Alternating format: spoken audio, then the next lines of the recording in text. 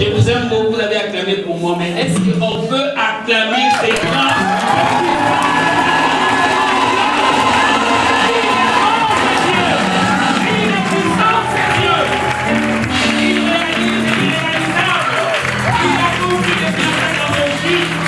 Il est le Dieu qui te bénit. Il est le Dieu qui te fait du bien. Il protège les maisons. Il garde tes alliés. Il vous voit. Il te soutient. Il est le consolateur de ta vie. Alléluia. C'est toujours un grand plaisir de venir dans sa présence, n'est-ce pas? C'est un grand plaisir que de s'approcher de son trône. C'est un grand privilège que de venir devant lui et par nos faibles mots le bénir. Voilà pourquoi je voudrais t'inviter ce matin à lui dire un mot. À lui dire, je veux te louer, je veux te bénir. Je vais participer à ces cultes, mais je veux que ces cultes soient uniques en son genre. Que je te fasse et que je te rende un culte que je n'ai jamais fait de toute ma vie. Dis à l'Esprit de Dieu, donne-moi un mot qui restera gravé dans ma mémoire. Un mot avec lequel je marcherai, un mot qui me soutiendra. Je voudrais t'inviter à consacrer ce moment, à consacrer ces cultes entre les mains du Seigneur, afin que lui seul règne. Tu es glorieux, tu es puissant, tu es vainqueur dans ta majesté. La Bible dit, Seigneur de gloire, que tu es le plus grand Dieu. Avant que le monde ne soit, tu étais. C'est par toi que toute chose a été créée. Et c'est toi qui connais la fin de toutes choses. La Bible dit, Seigneur, que rien de ce qui existe n'existe sans toi. Tu contrôles toutes choses. Tu tiens le monde entre tes mains. Père, nous sommes là pour te lever. Toi le Dieu incommensurable, toi le Dieu immesurable. Nos mots sont si faibles, Père. Nos mots sont insignifiants. Mais Seigneur, nous voulons, Père, te dédier ces cultes. Nous voulons t'adorer, Seigneur. Mais nous te prions, donne-nous ce mot, Saint-Esprit de Dieu. Viens l'élever au milieu de nous.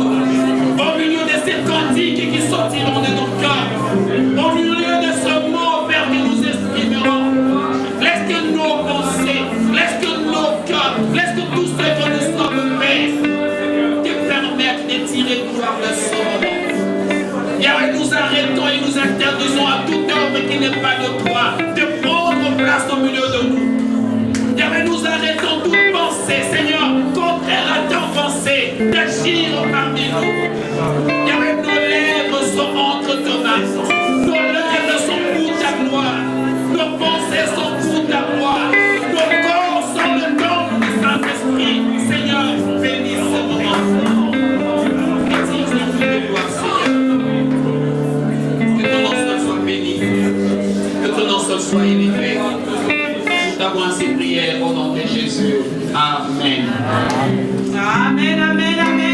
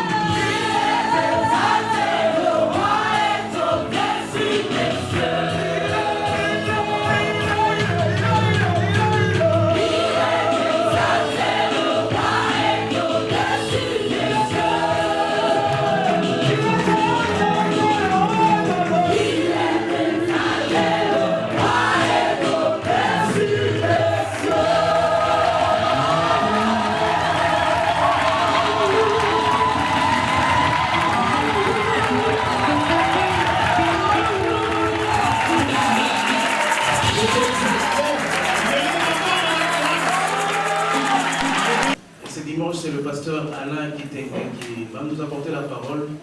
Lui, on ne le présente plus. Alléluia. Il est chez lui ici. Il est pasteur responsable de nos extensions à Kinshasa, précisément à Kitambo, Torrent de Vie. Et au mois de janvier, nous avons été là-bas. Le pasteur, l'ancien Didier, ainsi que moi-même, et nous avons apporté la parole. Alléluia.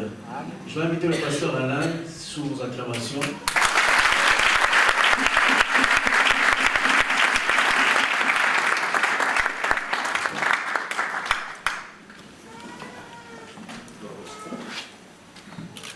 Gloire au Seigneur, je vous salue au nom de Jésus.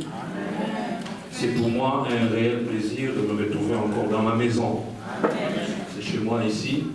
Mais c'est pour la première fois depuis que vous avez déménagé que je sois venu. Mon épouse et ma fille cadette étaient venues ici l'année passée. Ils m'ont dit, papa, nous avons été là avant toi. Alors moi je les ai dit que j'étais là avant qu'ils déménagent. J'ai visité les lieux avant qu'ils reviennent. Donc ils ne m'ont pas précédé. Que le nom du Seigneur soit béni. Je voudrais introduire mon intervention aujourd'hui avec une histoire.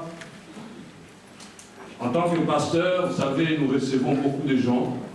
Et une fois, j'ai reçu un monsieur dont la femme fréquente l'église. Lui ne fréquente pas, il est dans une autre religion.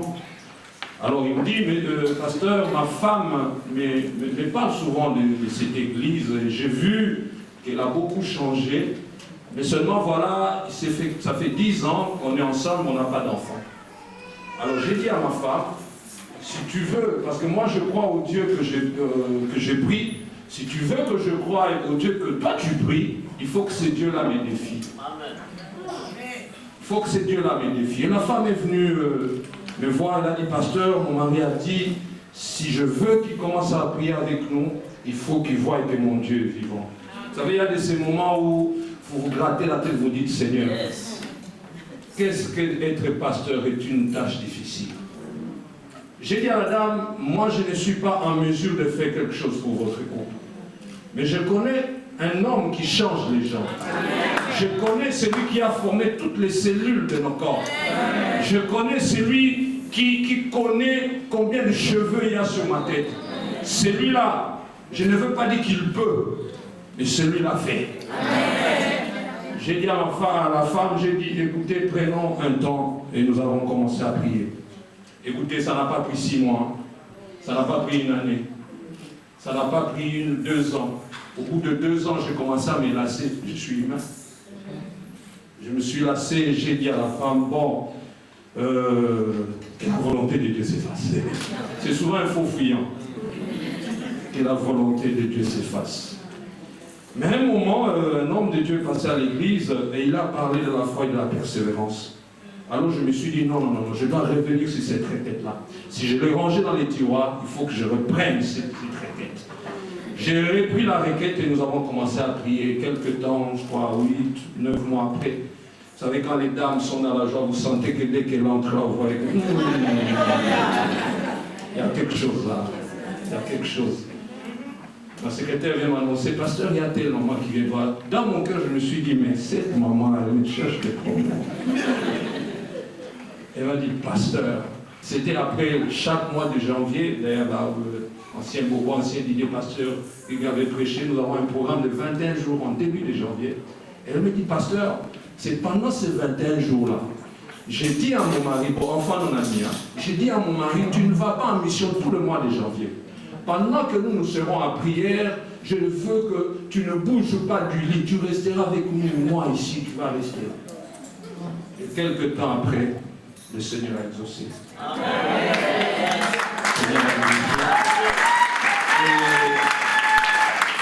Le monsieur viendra lui-même à l'église. Il dit, pasteur, j'ai honte. Honte de quoi? J'ai honte, j'ai jamais cru que vous avez un Dieu qui agit.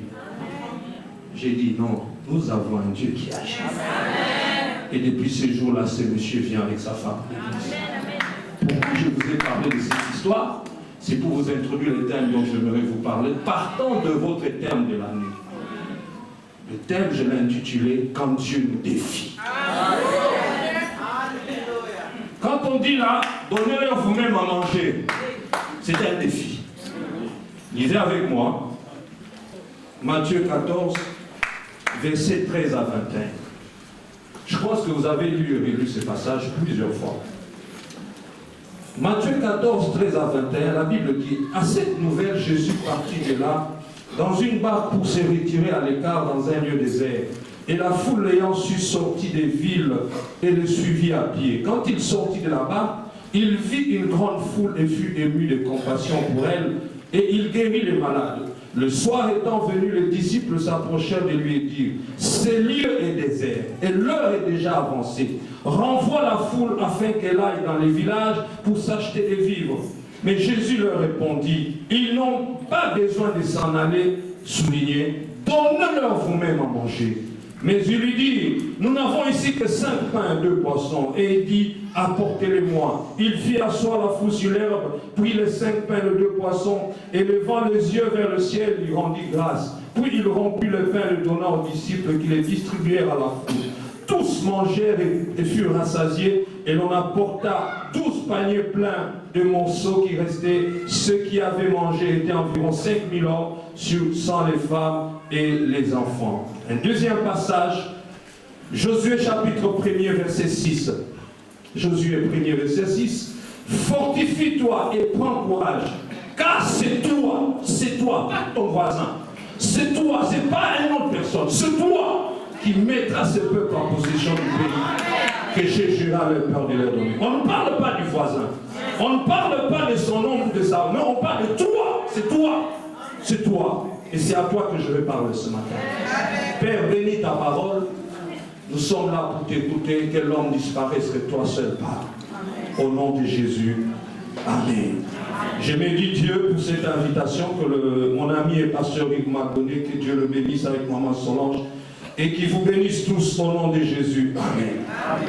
Je parle donc ce matin de ce thème, quand Dieu nous défie. Et croyez-moi, si Dieu a permis que nous parlons de ça, c'est qu'il y a un défi qui s'élève devant vous. Si le Seigneur a permis que vous ayez ce thème, c'est qu'il y a un défi que Dieu lance à l'église de la Rome. Et vous ne devez pas fuir ces défis-là. J'ai cherché plusieurs définitions du mot défi. Eh bien, on me dit qu'un défi, c'est l'action de provoquer quelqu'un en combat singulier. Provoquer quelqu'un en combat singulier. Ou encore, c'est provoquer quelqu'un, l'amener à une compétition.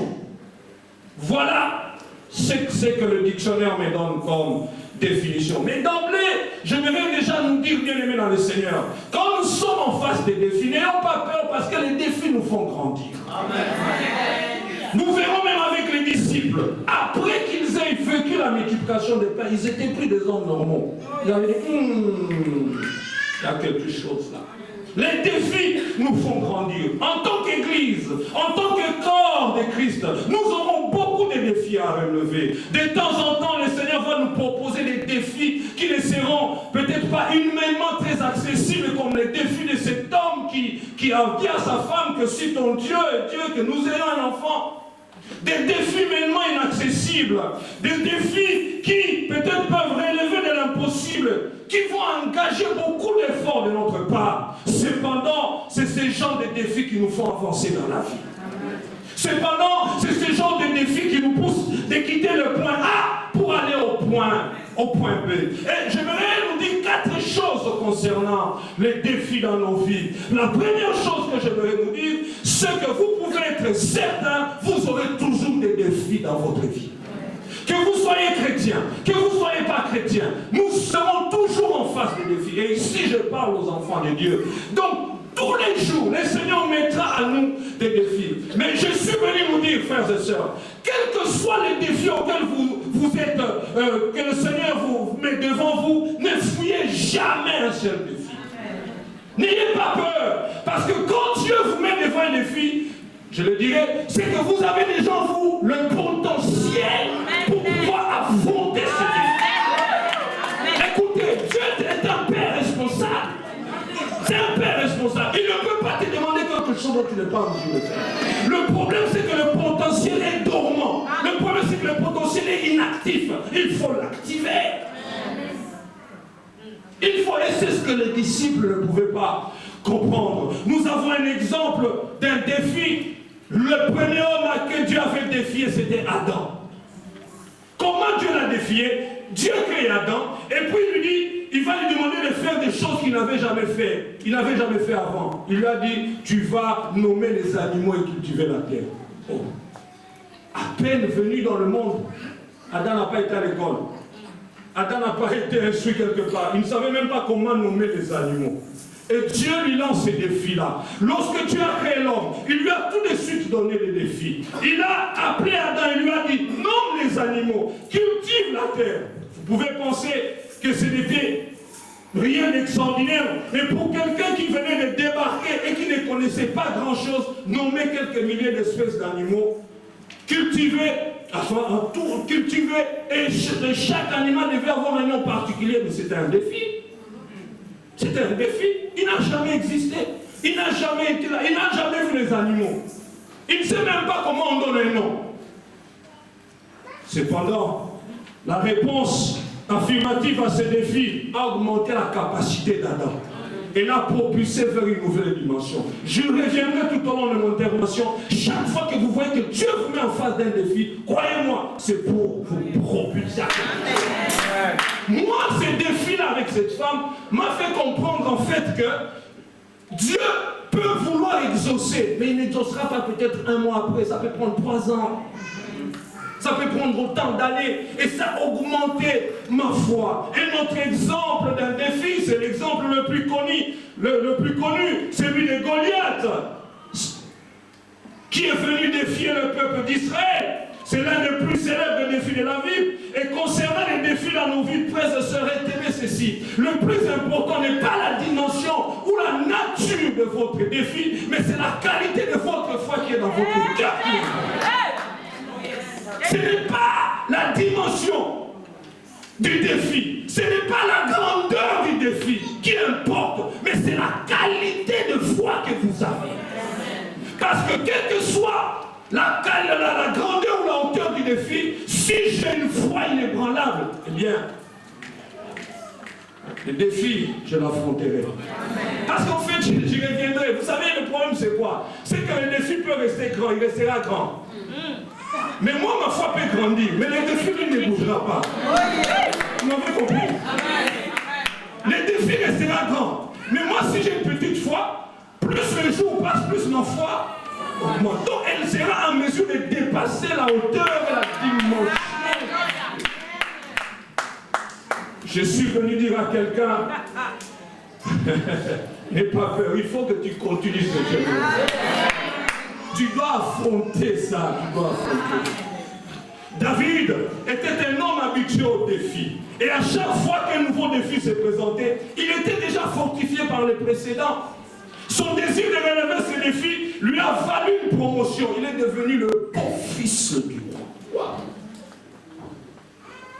Jésus va se tourner vers Philippe et il va lui dire: où achèterons-nous des pains pour que ces gens aient à manger? Il disait cela pour le prouver, sachant ce qu'il allait faire.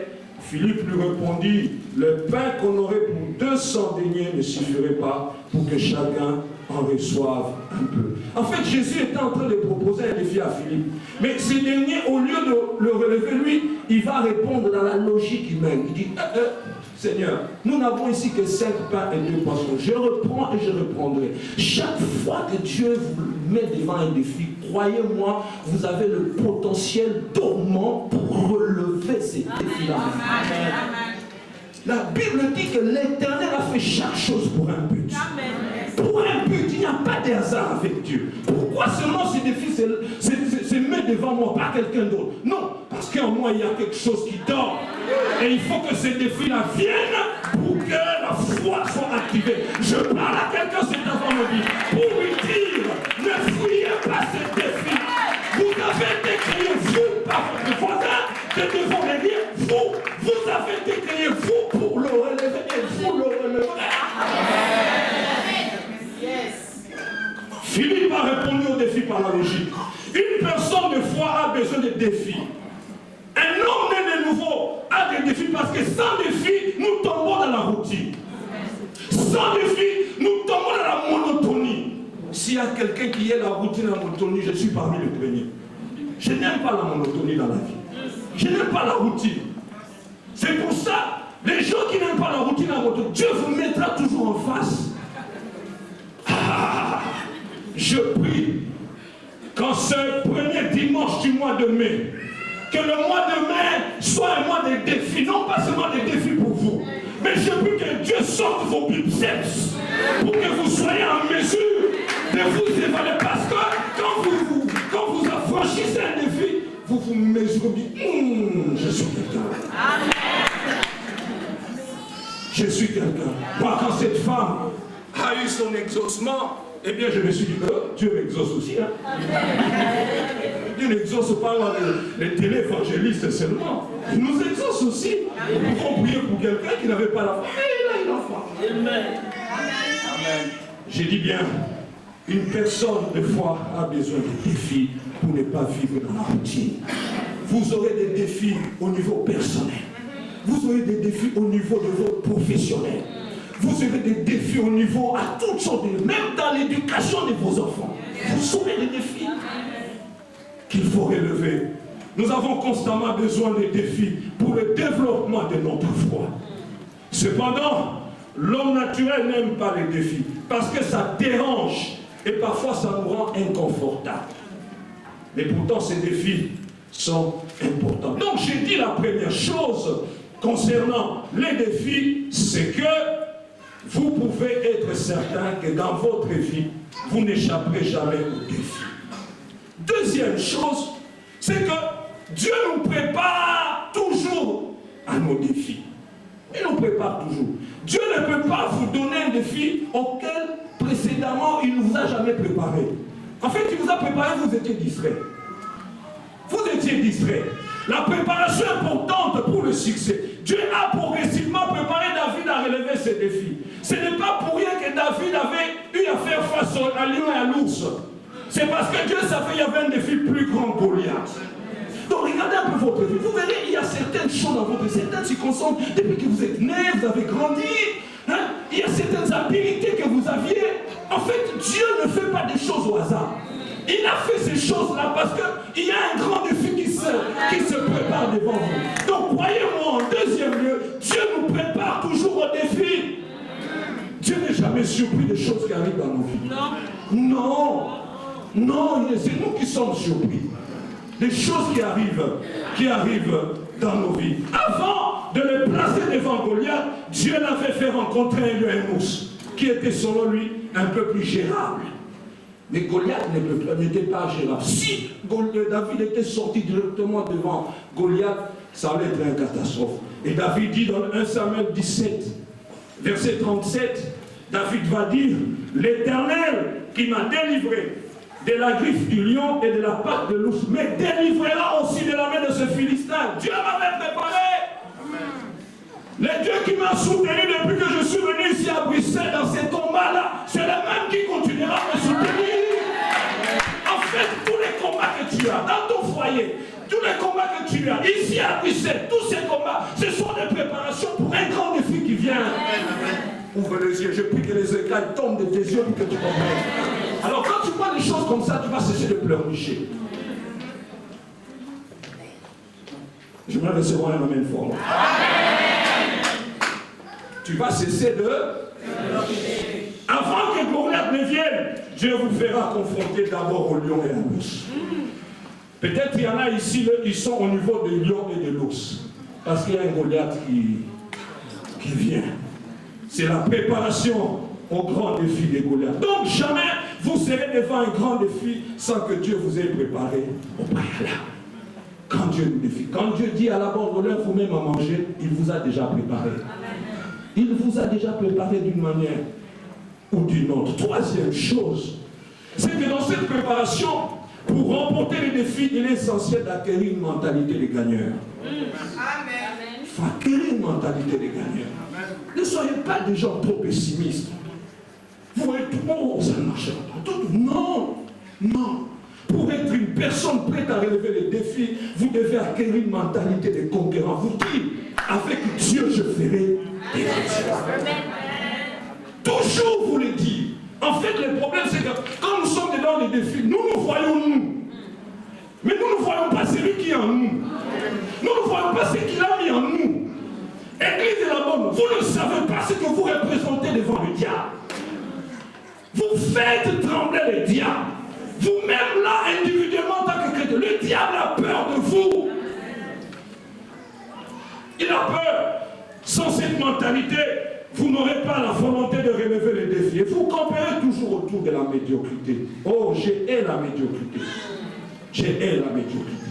Et beaucoup de gens, face aux défis, se découragent. Ils deviennent inertes, passifs, immobiles. Ils refusent d'avancer. Ils ignorent que pour relever les défis et les remporter, la clé, c'est la mentalité des gagneurs. C'est dire, je dis souvent à mes enfants, dans la vie, si quelqu'un a réussi, dites-vous que vous allez réussir aussi. Dès l'instant, vous avez des oreilles comme eux. Vous avez deux bras comme eux. Vous avez deux jambes comme eux. Vous avez été à l'école comme eux. Il n'y a rien de nouveau sous le soleil. Vous réussirez aussi. C'est comme ça que je les prépare dans la vie. Tous les aussi réussir. S'il lui a réussi, pourquoi je ne réussirai pas? En plus, vous avez Dieu avec vous. N'avez-vous pas remarqué qu'après les miracles de la multiplication des pains, les disciples avaient une autre dimension de foi? Parce qu'ils croyaient que tout était possible. La Bible ne nous parle plus après cette histoire de la multiplication des croyants accommodés, installés dans leur zone de confort, mais des personnes qui étaient toujours prêtes à conquérir le royaume. Parce qu'ils savaient avec qui ils faisaient affaire. Le vrai peuple de Dieu est un peuple conquérant, qui a compris que sans défi, il n'y a pas de victoire. Ah oui, j'aime le dire à l'église, la facilité a toujours procuré la médiocrité. Les gens qui aiment les choses faciles obtiennent des choses médiocres. Obtiennent des choses médiocres. Mais, les gens qui aiment les défis, ils savent qu'il y a toujours une victoire de Dieu. Caleb, voilà l'exemple le plus frappant. Il avait une mentalité de conquérant. Et il a fini par atteindre ce que les autres n'ont pas atteint. Vous savez, j'aime dans la vie être là où les autres, arriver là où les autres ne sont pas arrivés. Pourquoi vous voulez toujours faire comme tout le monde? Pourquoi vous voulez toujours arriver comme tout le monde? Vous pouvez innover aussi. Si tout le monde dit que ce n'est pas possible, moi je dirais c'est possible. Et Caleb a dit non, même à mon âge, je suis vieux. Oh, même Papa le ciel. C'est un Caleb. Amen. C'est que les autres n'ont pas atteint. Pour obtenir ce que les autres n'ont pas obtenu. Voilà pourquoi nous voulons toujours marcher sur les sentiers déjà battus. Non. Non, vous pouvez innover. Caleb a dit, ce qu'eux ils ne croient, ils ne peuvent pas. Moi, je vais obtenir là. Je vais conquérir les montagnes. Amen. Je vais conquérir ces montagnes-là. Je vais les conquérir. Dieu ne nous a jamais promis que les défis seront remportés instantanément sans combat. Non. Non. Plus la chose en vaut la peine, plus il faut se battre. Amen. À moins que vous ne trouviez pas la valeur de la chose. Mais si vous savez que ça vaut la peine, je générerai, je vais prier, je vais m'y mettre, je me donnerai corps et âme, parce que ça finira par marcher. Nous devons apprendre à nous battre pour ce en quoi nous croyons. Oui, battez-vous pour des choses auxquelles vous croyez. Parce que il y a toujours un prix à payer pour ces choses-là. Donnez-leur vous-même à manger. Dieu vous défie. Je lisais une histoire dans l'avion en 1924. Il y a deux alpinistes qui faisaient partie d'une expédition qui était partie conquérir le mont Everest. Alors, cette histoire-là, on dit, autant que l'on sache, ils n'ont jamais atteint ces alpinistes, ils n'ont jamais atteint les sommets et ils ne sont jamais revenus. Quelque part sur cette gigantesque montagne, ils furent vaincus par les éléments naturels et moururent. Voilà ce qui est écrit. Après l'échec, j'ai voulu le paragraphe, après l'échec de l'expédition, le reste du groupe rentra à la maison. S'adressant à un meeting à Londres, l'un de ceux qui sont retournés décrivit l'aventure infortunée. Il se tourna alors vers une immense photographie du mont Everest affichée sur le mur derrière lui. Everest s'écria-t-il, nous avons essayé de te conquérir une première fois, mais tu nous as vaincus. Nous avons essayé de te conquérir une seconde fois, mais de nouveau, tu étais trop grand pour nous. Mais Everest, je veux que tu saches que nous allons te conquérir. Parce que toi, tu ne peux pas croître davantage, mais nous le pouvons. Amen. En fait, c'est que, quand j'ai lu ça, c'est là où j'ai tiré cette pensée. Les montagnes resteront montagnes. Mais nous, la foi peut grandir. Donc, cette montagne-là, même s'ils n'ont pas acquis, ils se disent, un jour, nous trouverons comment arriver au sommet. Parce que la montagne restera toujours là. Mais moi, ma foi grandira. Et quand elle grandit, Dieu me donne la force pour la conquérir, pour la planir. Ainsi donc, l'avantage que l'on a, c'est que la dimension d'un défi ne changera pas. Mais par contre, la dimension de notre foi, lui, peut augmenter. Lui peut augmenter. Vaincre nos défis n'est pas une question de minutes, même pas une question d'années. C'est une question de persévérance. Je ne vous dirai pas en combien d'états vous allez le vaincre, mais je vous dirai ça arrivera. Vous savez, courir 2 minutes, c'est facile. Et tous peuvent courir. Courir 5 minutes, c'est faisable. Et la plupart peuvent le faire. Courir 10 minutes, plusieurs peuvent le faire. C'est plus difficile. Mais courir 2 heures, c'est très difficile. Et il n'y a que les champions qui peuvent le faire. Si nous faisons un marathon ici, ceux qui ne sont pas habitués vont s'épuiser après quelques minutes. Mais ceux qui sont habitués, eh bien, ils arriveront. Ils arriveront. Nos défis peuvent parfois prendre du temps à être conquis, mais ceux qui ont la mentalité des vainqueurs savent que le défi est gagné lorsque nous persévérons, La Bible dit dans Ésaïe 40, versets 29 à 31, il donne de la force à celui qui est fatigué. J'aime ça. Il donne la force à celui. Pour être fatigué, il faut avoir travaillé, n'est-ce pas? Donc on ne peut pas donner la force à quelqu'un qui n'a pas initié. On ne peut pas donner la force à quelqu'un qui n'a pas commencé. On ne peut pas donner la force à quelqu'un qui n'était pas en mouvement. La force est donnée à quelqu'un qui était en mouvement, mais c'est un bout, il est épuisé. La Bible dit, l'on donne la force à celui qui est fatigué et il augmente la vigueur de celui qui tombe. Celui qui tombe était debout. Il était debout avant de tomber. Il était debout. Il était debout. Il était debout. La Bible continue. Les adolescents se fatiguent. C'est-à-dire avant, ils travaillent. Ils se lassent. Et les jeunes hommes chancellent. Quand quelqu'un chancelle, c'est-à-dire qu'il est en train de chercher une voie. Ce n'est pas un paresseux. Comme j'aime le dire, il n'y a que les paresseux qui n'échouent pas. Parce qu'ils ne font rien. Ah, j'ai déjà dit cette phrase. Les paresseux n'échouent jamais parce qu'ils ne font rien. Mais ceux qui font quelque chose échouent de temps en temps. Et la Bible dit, mais ceux qui se confient en l'éternel,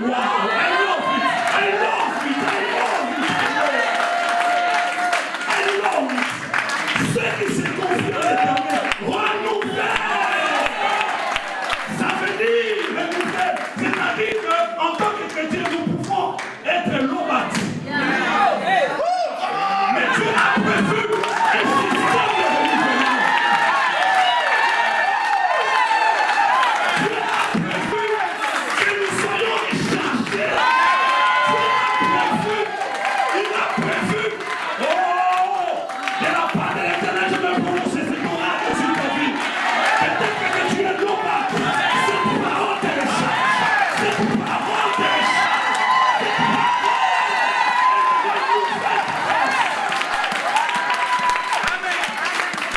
Elle renouvelle ta force. Tu ne commenceras pas si tu commences à mettre comme ça.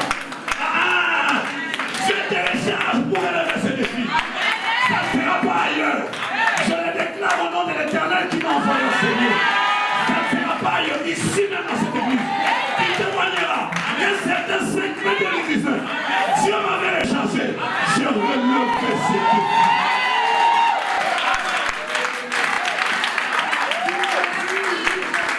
Ils renouvellent leur force. Ils prennent leur vol. Ils mourent et ne se lassent pas. Ils marchent et ne se fatiguent pas. Pourquoi? Parce qu'elle est chargée par Dieu. Oracle de l'Éternel.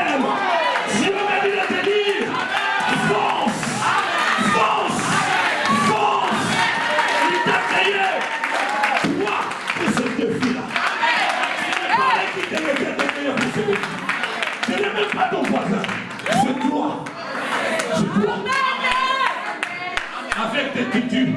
Je ne sais même pas si ces mots-là existent, titubation, mais je les vois quand même. Alléluia. Tu vas relever ses défis.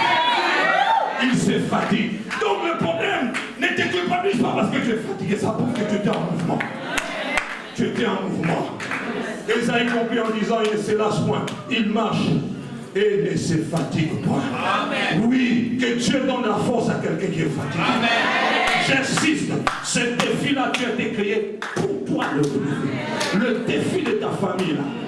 Frères, sœurs, l'ancien Bobo connaît, parce que nous avons grandi ensemble, on était voisins. Moi, j'ai eu des parents très sévères. On ne me donnait pas beaucoup de chance, entre guillemets, de devenir quelqu'un. On ne me donnait pas. Parce que nous étions les gens, des garçons, qui quittaient la maison et pouvaient rentrer 3 jours après. J'étais où, je ne sais pas. Je ne sais pas. Aujourd'hui, je dis à mes enfants, je me demande, j'étais où? J'allais où? J'ai dormi où? Je me lavais comment? Attends-nous, je ne sais pas. Je ne sais pas. Alors, ma mère me disait toujours, mon père, toi tu es un vaurien, tu ne sers à rien dans la vie. Mais quand je me suis donné au Seigneur, j'ai dit, Seigneur, c'est un défi. C'est un défi. Amen. C'est un défi. Le frère Boubou est là, il sait, j'ai relevé ces défis-là. Je suis devenu la plaque tournante de ma famille. Quand je bouge, mon père fait toujours, ça va, tu as bien atterri. Ça va à l'église là-bas. Ça va pourquoi? Parce que c'est un défi qu'il faut relever. La Bible dit, ce que nous serons n'a pas encore été manifesté.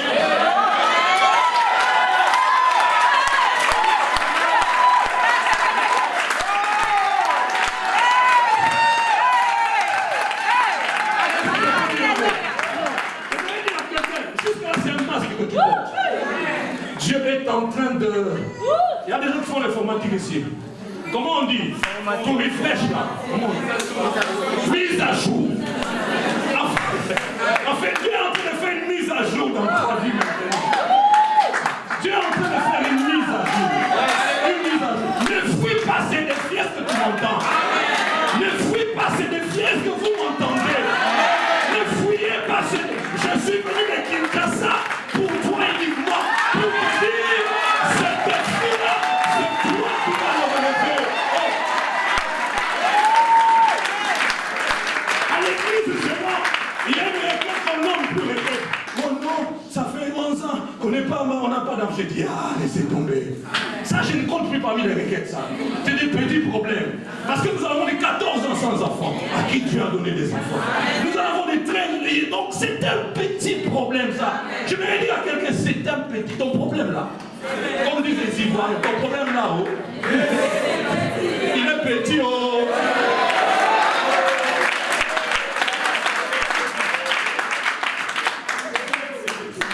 Quatrièmement, soyons prêts à relever tous les défis que Dieu placera devant nous. En tant qu'Église et partie du corps de Christ, nous aurons beaucoup de défis. De temps en temps, le Seigneur va nous proposer des défis qui ne seront humainement pas très accessibles. Cependant, c'est ce genre de défis qui nous fera avancer dans la vie. Un homme sans défi n'avance pas. Il n'avance pas. Quand Dieu a dit, donnez-leur vous-même à manger, ceci veut dire, pour Dieu, le défi est déjà relevé, mais c'est à vous de vous mettre au travail. Dieu opère ainsi afin de nous faire travailler notre muscle de foi. C'est pour ça, des fois, tu as des difficultés. Notre foi ne grandira pas si elle n'est pas mise à l'épreuve. Mais une fois qu'elle est mise à l'épreuve, nous faisons ce qu'il faut triompher, la foi va se développer. Je vais atterrir en disant ceci. C'est que le défi peut être personnel ou particulier. Ça peut concerner ta vie. Ça peut concerner tes enfants. Des enfants, tête dure. Mais ce n'est pas un problème. Ne pas relever les défis peut créer un complexe dans ta vie. C'est ça le problème. C'est pour ça qu'il faut le relever. Parce que si tu le relèves, tu auras un complexe. Tu croiras que rien ne marche dans ta vie. Et il y a des gens qui sont jaloux tout simplement parce qu'ils ne peuvent pas relever les défis qu'il y a dans leur vie. Et ils commencent à dire, ah, moi on ne m'aime pas. Ah, moi, dans cette église, ici on me regarde. Non, c'est pas qu'on ne te regarde pas. C'est que tu es complexé parce que tu n'arrives pas à vaincre. Tu n'arrives pas à vaincre, c'est pour ça que tu es complexé. Et tu n'arrives pas à vaincre parce que tu es paresseux. Tu fais compris pour toi, tu veux que le pasteur gêne pour toi, tu fais rien. Tu fais rien. Ça fait. Aujourd'hui, nous sommes à l'époque où tout va vite. Vous avez les micro-ondes. Pas d'une minute, tu as le repas chauffé. Tout. Alors il y a des chrétiens comme ça, qui veulent que tout marche comme ça. À la seconde, pasteur prie, à la seconde. Toi tu me fais le non. Dieu n'est pas le Dieu de paresseux. Il faut que tu travailles à ta foi. Il faut que tu travailles pour ton miracle. Il a dit, frère, Jésus était Dieu, n'est-ce pas? Il pouvait lui-même commencer à déclarer, distribuer au nom de Jésus que chacun ait deux pains. Non, il a dit, prenez ces pains-là vous-même. Tu dois coopérer. Tu dois coopérer pour ton miracle. Tu dois coopérer pour ton miracle. J'insiste, ce n'est pas relever un défi, peut créer un complexe dans ta vie. Ça peut créer un complexe. Chaque fois que Dieu vous met devant des difficultés, chaque fois que Dieu vous met devant des montagnes infranchissables, c'est pour relever des défis dont il vous a déjà donné le potentiel. Jésus n'est pas comme nous, certains parents qui demandent à un enfant de faire une chose. Tu sais qu'il ne peut pas le faire, mais tu lui demandes. Non, quand il dit donnez-leur, il sait pourquoi il le dit. Donnez-leur vous-même à manger, ça sous-entend. Vous craignez de ne pas pouvoir les nourrir, mais vos ressources vous permettent de partager davantage ce que vous pensez. Vous avez des ressources en vous qui vous permettent de faire ce que je vous demande de faire. Quand vous sentez que vous êtes poussé à faire quelque chose, faites-le et n'hésitez pas. Vous sentez en vous que ça brûle. Ne regardez pas d'abord à vos finances. Ne regardez pas d'abord à ce que vous avez. Regardez d'abord en ce que vous êtes capable de faire. Bien-aimés dans le Seigneur, ceux qui sont déjà passés dans mon église savent. Mon église est proche d'un camp militaire. Et la plupart des gens qui venaient, c'était des gens des soldes très bas. Alors, à un moment, on avait le défi de construire. Je me suis dit, mais avec ces femmes qui vendent des mancas là ici, on va construire comment? On fait la braise, hein? On va construire comment? Mais aujourd'hui, quand je regarde les bâtiments que nous construisons, je me dis, il y a un potentiel dormant dans ces gens. Il y a un potentiel qui dort. Donc j'insiste, quand vous sentez que vous êtes poussé à faire quelque chose, faites-le, n'hésitez pas. C'est un défi que vous avez à relever. Donc vous avez le potentiel dormant. Église de la Bonne, affrontez les défis qui se présenteront devant vous cette année. Ne le fuyez pas. Faites comme Zacharie quand vous êtes devant une montagne. Dites, qui es-tu? Qui es-tu, grand Dieu? Tu seras. Tu seras aplani.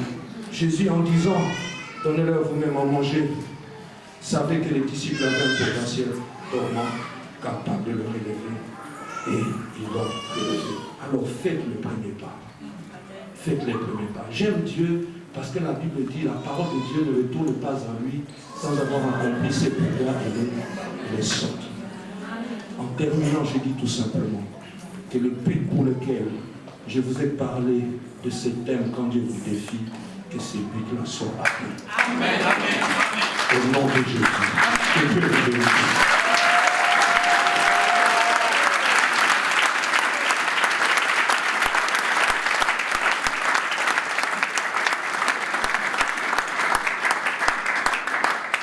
On va inviter l'église à se tenir debout. Chacun d'entre nous va prendre quelques moments pour prier, pour parler au Seigneur. Tu as un défi.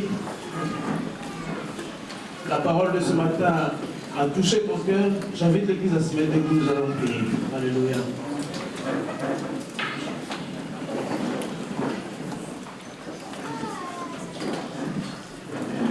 Qui est une grande montagne?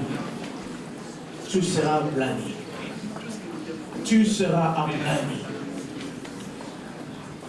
Tu regardes à ton défi et tu parles à ton défi maintenant. Tu prononces une parole, une promesse des Écritures par rapport à ce défi qui se présente au devant de toi.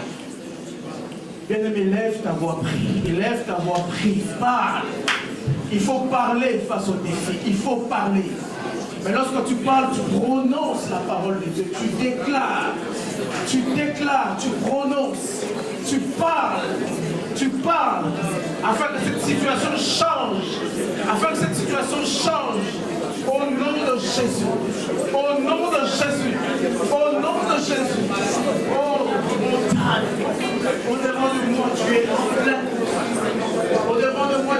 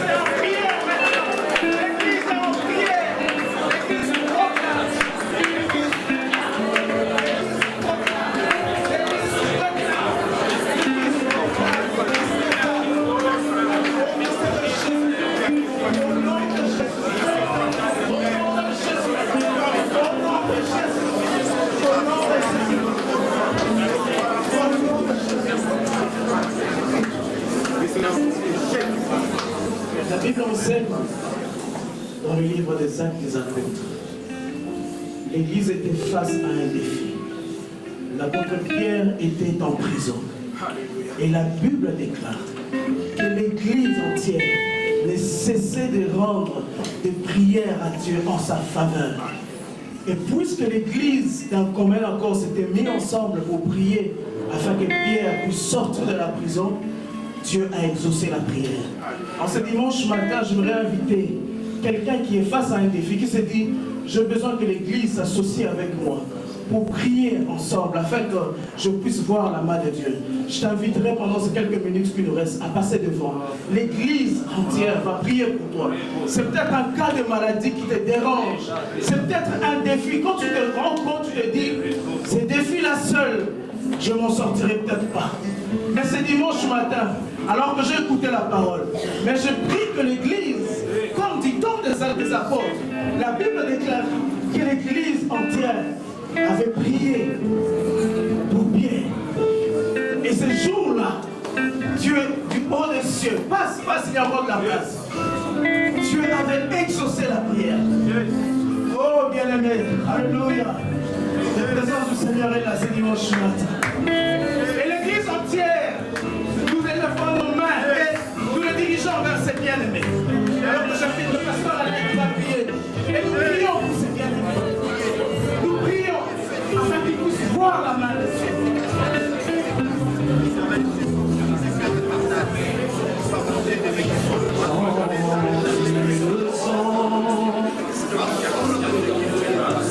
Change. Alléluia. Il y a un transfert maintenant.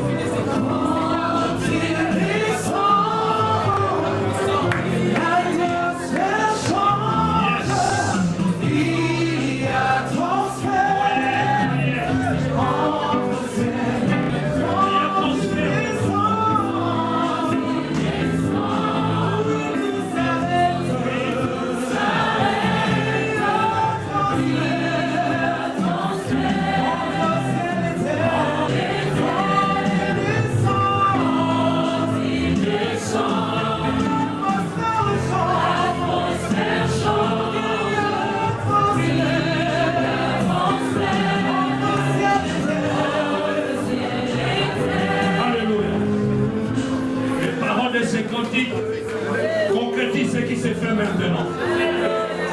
Je déclare qu'il y a un transfert entre ciel et terre.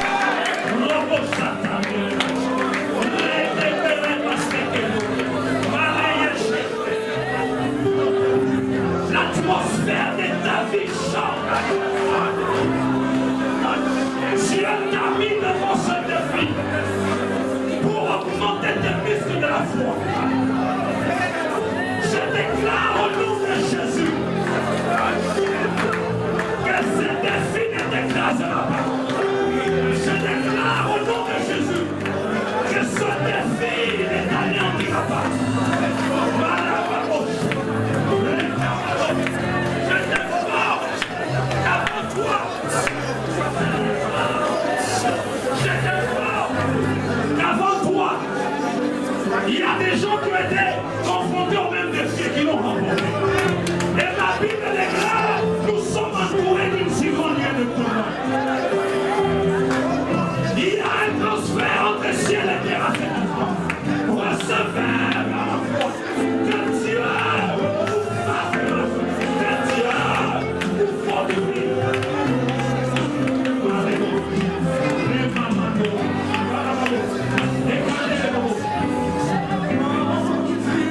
Je prie au nom de Jésus que le miracle de ce monde on s'appelle les dimanches que le transfert se concrétise.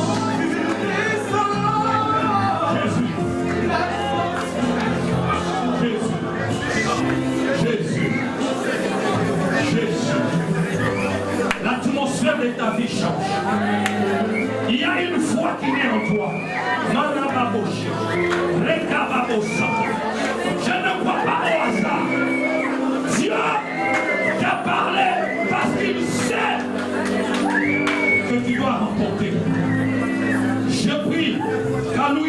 parole. Que Dieu mette une nouvelle chanson dans ton église. Je prie à l'ouïe de cette parole. Et avec la foi que tu as, que le Seigneur te donne une opportunité de le louer, de lui rendre grâce. Soyez bénis, Église. Soyez bénis, Église. Soyez bénis, Église. Soyez bénis quand il descend dans cette church. Il y a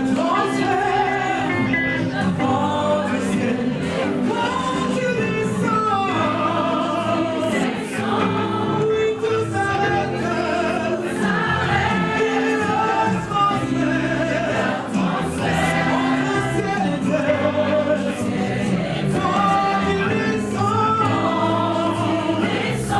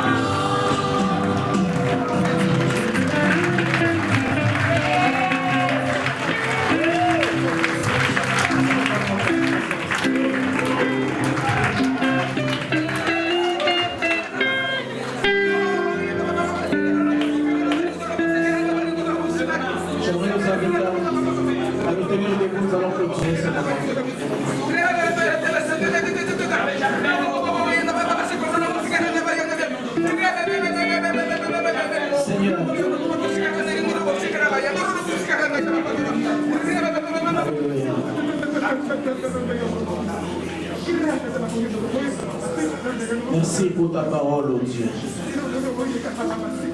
Merci pour ta présence, oh Dieu.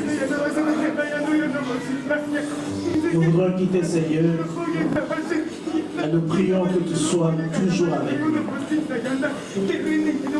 David disait dans le psaume 23 à la fin, j'habiterai dans la maison de l'Éternel jusqu'à la fin de mes jours.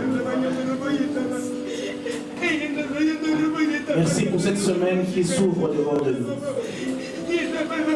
Elle est une semaine bénie.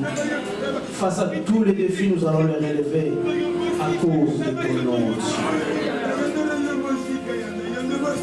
Allons dans la paix du Seigneur. Et bon dimanche et bonne semaine à nous tous. Au nom de Jésus. Amen.